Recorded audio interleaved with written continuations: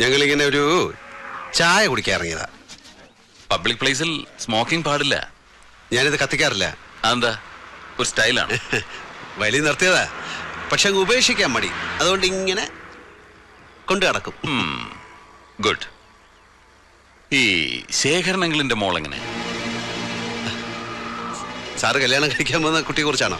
അതെ, ഞാൻ ഇപ്പോഴല്ലേ പരിചയപ്പെട്ടതും കല്യാണം ആലോചിച്ചതുമല്ല. തന്റെ പഴയ ഫ്രണ്ടല്ലേ?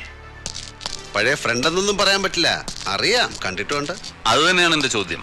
താൻ എന്താ അവളെ തീർത്തും അങ്ങ് അവോയ്ഡ് ചെയ്ത് കളഞ്ഞത്? ടൈം ഇല്ലായിരുന്നു സാർ.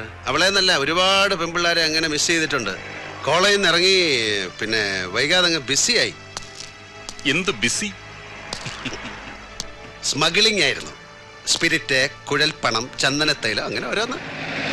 Underworld Prince. അണ്ടർവേൾഡ് അതൊരു പഴയ പ്രയോഗമല്ലേ?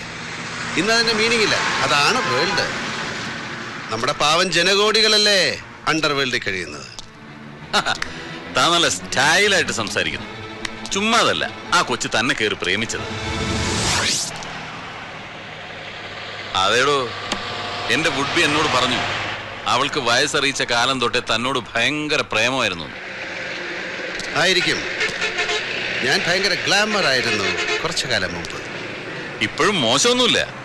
ഇല്ല, എന്തോ എന്നെ ഇഷ്ടമാണ് ആളുകൾക്ക്. താനെന്നല്ല നല്ല ഫോമിലായിരുന്നു. തട്ടുന്നോ കഴിവേറ്റുന്നൊക്കെ വെച്ച് കീറുന്നത് കേട്ടു. ചുമ്മാ പറഞ്ഞതായിരിക്കും അല്ലേ തന്തപ്പടി കൈവിട്ട മുതൽ പിടിക്കാൻ? എന്നെ പറഞ്ഞല്ലോ ചിലത്.